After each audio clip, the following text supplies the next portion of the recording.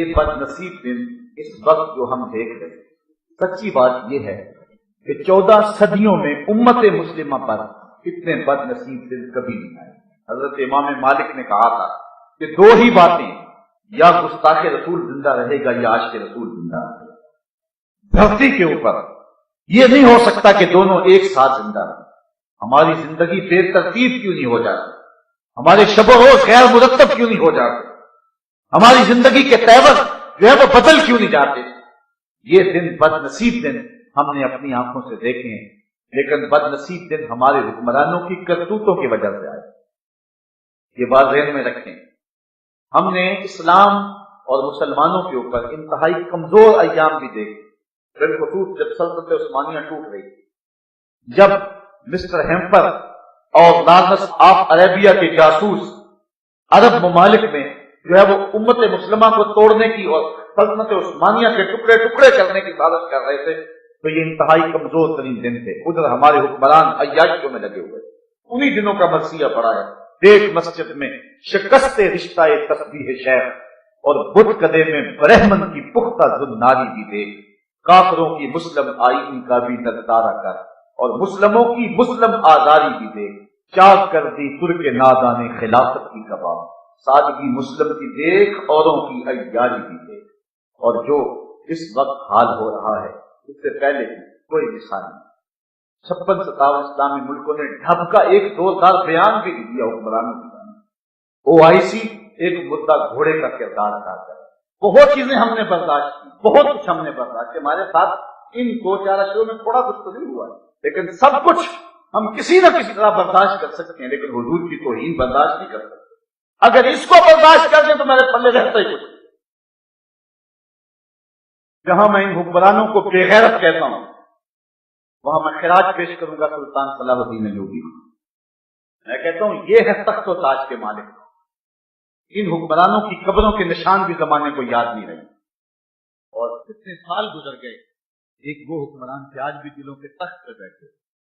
سلطان ایوبی کی کہانی کتنی دل آویز ہے، کتنی جرأت آمیز ہے، اور کتنی غیرت والی کہانی ہے۔ انگلستان کے شہزادوں نے، ریجی نارڈ نے مسلمانوں کے قافلے کو روک کر کے ان کا سامان لوٹا، اور حاجیوں کو اس قافلے کو کہا کہ بلاؤ اپنے نبی کو جو تمہاری جان چھڑائے۔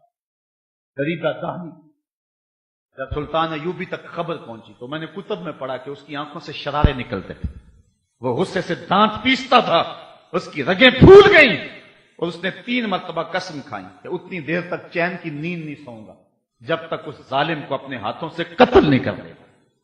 اور پھر پڑھیں تاریخ سلطان ایوبی کی، آج یوں ہی اس کے لیے دل نہیں تڑپتے۔ سلطان ایوبی پھر 3.25 سال تک مسلسل چارپائی پہ اپنی کروٹ نہیں لگائی۔ عشرت کرنے والے حکمران سنیں، یہ تھے حکمران، یہ تھے تخت و تاج کے مالک۔ 3.25 سال تک اس نے چارپائی پہ اپنی کروٹ نہیں لگائی۔ جب نیند تنگ کرتی تھی خیمے کی چوب سے ٹیک لگا کے آنکھوں کی آگ نکال لیتا تھا۔ وہ جو خیمے کے اندر لکڑی گڑی ہوئی تو اس کے ساتھ ٹیک لگا لیتا، آنکھوں کی آگ نکلی پھر محاذ پہ۔ اس نے وہ بارود والی ہانڈیاں تیار کی، بہت کچھ کیا اس نے دن رات۔ واپس آتا ہے تو نقشے بناتا ہے، جاتا ہے محاذ پہ ڈٹ جاتا ہے۔ 3 سال کے بعد اللہ نے اس کی مراد پوری کی۔ انگلستان کے شہزادے لائن میں کھڑے ہیں گرفتار ہو گئے۔ بادشاہ نے شاہ گاما کے لیے کرسی پیش کی، نائٹس کو پانی کا آپ خورا دیا، کہا جسے ہم کرسی دیتے ہیں امان دیتے ہیں، جسے آپ خورا دیتے ہیں پانی کا اسے امان دیتے ہیں۔ ہم سفارتی آداب جانتے ہیں، بادشاہوں کو قتل نہیں کیا کرتے، تمہیں آزاد کرتے ہیں۔ لیکن جب ریجی نارڈ پہ نظر پڑی تو سلطان صلاح الدین ایوبی آپے سے باہر ہو گیا۔ وہ غصے سے دانت پیستا ہوا آگے بڑھا اور اس کو گرے باندھ سے پکڑ کے پٹک کے زمین پہ مارا، اور چھاتی پہ بیٹھ کے اس کے بدن کی بوٹیاں کرتے ہوئے کہا، او کتے، تو نے کہا تھا بلاؤ اپنے نبی محمد کو، محمد عربی نے اپنا نوکر بھیج دیا ہے، محمد عربی نے اپنا نوکر بھیج دیا ہے جو تیری خبر لے گا، اور اس کی ٹکا بوٹی کر کے رکھ دی۔ سلطان نور الدین زنگی کی کہانی بھی آپ نے سنی ہوگی۔ حضور خواب میں ملے، کہا نور الدین 2 کتے مجھ کو تنگ کر رہے ہیں۔ سلطان اسی وقت اٹھا، لبیک یا رسول اللہ کہتے ہوئے حضور کے شہر نور کی طرف چل پڑا۔ 18-19 دن کے بعد وہاں پہنچتا ہے۔ 40 لوگوں کو اپنے ہمراہ لیے پیچھے سے خزانے اور لوگ جمع، کہا کہ تم میرے پیچھے آ جاؤ۔ مدینے میں کوئی غیر معمولی واقعہ ہو گیا، پھر سارے مدینے کو بلایا اور ان کو کھانا کھلایا، لیکن جو 2 شخص دکھائے گئے تھے وہ نظر نہیں آئے۔ کہا کوئی رہ تو نہیں گیا؟ کہا 2 صوفی درویش آدمی اللہ اللہ کرتے ہیں، جن کو روزہ رکھتے ہیں، وہ نہیں آئے۔ کہا بلاؤ انہیں۔ بلایا گیا تو بادشاہ نے پہچان لیا یہ تو وہی۔ کہا ادھر کیا لینے آئے ہو؟ کہا اللہ اللہ کرتے ہیں۔ کہا چلو۔ ان کے حجرے میں چلا گیا، دیکھا تو قالین بچھا ہوا ہے، کوئی آثار نہیں ہے۔ قالین اٹھایا، نیچے پٹا پڑا ہوا، اٹھایا تو نیچے سے سرنگ تھی۔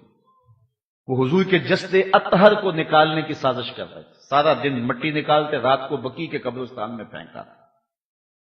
اور روایات میں آتا ہے حضرت عمر رضی اللہ تعالیٰ عنہ کے پاؤں کا انگوٹھا باہر آ گیا تھا کہ حضور نور الدین کو ملے، اور انہیں ایک جھٹکا لگا اور یہ ڈر کے بھاگ آئے۔ تو سلطان نور الدین زنگی نے حضور کے روضہ کے چاروں طرف سیسا پگھلا کے جہاں تک پانی ہے وہاں تک ڈلوا دیا، اور پھر ان کو قتل کروایا اور ان کے ٹکڑے کروائے۔ اور پھر اس کے بعد جو آگے لفظ ہے وہ جذباتی کر لینے والے ہیں۔